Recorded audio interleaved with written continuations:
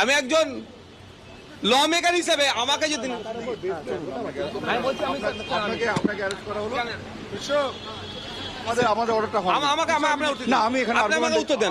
আমার তো দুটো প্রোগ্রাম আছে আজকে না আমার দুটো প্রোগ্রাম আছে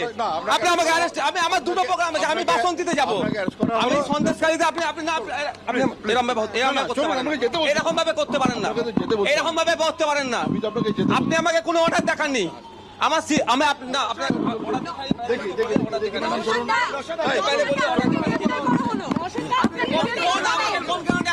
দেখাতে হবে দেখাতে হবে কিনা আমাকে আমাকে দেখান আপনি আমাকে কেন আমাকে করছেন আপনি আমাকে কি করতেন আমার দুটো প্রোগ্রাম আছে আমাকে কোথায় যেতে দেবেন আমার দুটো প্রোগ্রাম আছে আপনি আমার সাথে অসভ্যতা করছেন কেন অসভ্যতা করছেন কেন আপনি অসভ্যতা করছেন আপনি অসভ্যতা করছেন কেন आपका मेमो दीजिए इनको अरेस्ट में इनको दीजिए पैनल को दीजिए इनको बुलाए আপনি আমার দুটো প্রোগ্রাম আছে কোথায় আটকাচ্ছেন আপনি আমাকে আপনাকে যেতে বলছি আপনি চলুন না আপনি আমার কোন বেসিসে যেতে বলছেন আপনি আমাকে রিটার্ন দেন আপনি আমাকে রিটার্ন দেন আপনি আমাকে রিটার্ন দেন আপনি আমাকে অ্যারেস্ট করতেন করুন কোনো সমস্যা নেই কিন্তু আপনি রিটার্ন দেবেন না আপনি আমাকে কেন অ্যারেস্ট করছেন কিসের বেসিসে অ্যারেস্ট করছেন এটা আমাকে দিতে পারেন না আপনি আসুন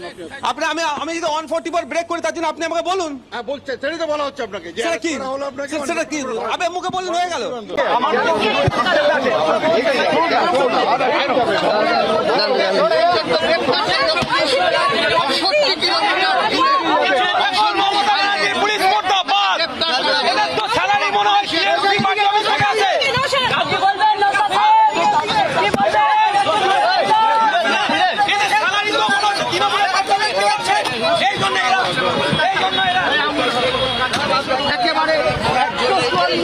ছাবলামি নোংরামির করা একটা সীমা আছে বুঝলেন তো বর্তমান শাসক এবং কিছু কিছু পুলিশ প্রশাসন এরা কি করতে চাচ্ছে বলেন তো এরা কি করতে চাচ্ছে আইন বলে কি দেশে কিছু থাকবে না রাজ্যে কিছু থাকবে না বারবার যেটা বিরোধীরা মানে দাবি করেছে যে রাজ্যে আইন বলে কিছু নাই আইন বলে কিছু নাই আইনকে সব সময় শাসক বুড়ো আঙুল দেখিয়ে চলছে তারা আর একটা জলজন্ত প্রমাণ আজকে দিলেন মাননীয় এবং তার পুলিশ প্রশাসন কি করতে চাচ্ছে এরা রাজ্যে দীর্ঘদিন ধরে আমরা দেখে আসছি সন্দেশখালীতে একজন শাসক দলের XYZ যাই হোক তার দ্বারা শাসক দলের নেতাদের দ্বারা মা বোনেরা থেকে শুরু করে গরিব মানুষরা অত্যাচারিত হচ্ছে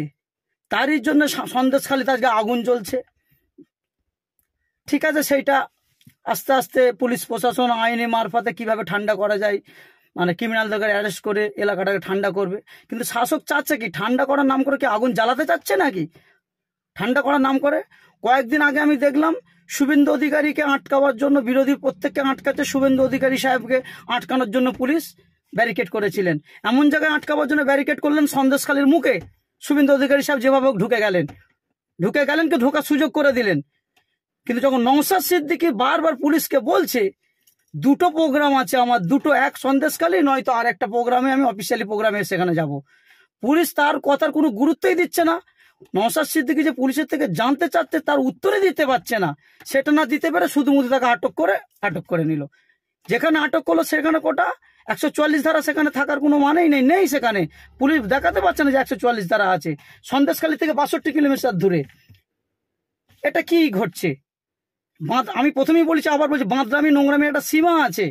এইভাবে রাজ্য চলতে পারে না আপনি একজন কিছু বিরোধীকে আটকাচ্ছেন একদম মুখে যাতে সে ঠালাঠালি করে ঢুকে যেতে পারে আর নওশাদ সিদ্দিকীকে আটকাচ্ছেন 62 কিলোমিটার দূরে এটা কি বারবার বলে দিয়ে যাচ্ছি যদি মনে করেন এইভাবে নওশাদ সিদ্দিকীকে আটকে দিয়ে বা মাঝে মাঝে আটকে দিয়ে অ্যারেস্ট করে আইএসএফকে দমিয়ে দেবেন পারবেন না আর যেটা পুলিশ প্রশাসন এক শ্রেণীর পুলিশ প্রশাসন এবং সরকার যেটা করতে চাচ্ছে খুব বাজে জিনিস করছে এর জন্য কিন্তু এর ফল টোটাল বাংলার মানুষকে ভোগ করতে হচ্ছে ভুলভাল ডিসিশন নিয়ে ভুলভাল জায়গায় ভুলভাল নেতৃত্বদেরকে ভুলভাল প্রশাসনের আধিকারিককে বসিয়ে দিচ্ছে তারা কিছু বোঝে না কেবলমাত্র দালালি করছে রাজ্যটাকে রসাতলে পাঠিয়ে দিচ্ছে এইভাবে চলতে পারে না বাজে জিনিস হচ্ছে এগুলো বাংলার মানুষকে আমি সচেতন হতে বলবো কদিন এইভাবে চলবে নওশাদ সিদ্দিকীর অপরাধটা কি ছিল? তিনি বারবার প্রশাসনকে বলছে আমার দুটো প্রোগ্রাম আছে, আমি অন্য প্রোগ্রামে যাবো, তাহলে ছাড়ুন। 62 কিলোমিটার ধরে আটকে দেওয়া হচ্ছে। এগুলো ভাবে চলতে পারে না।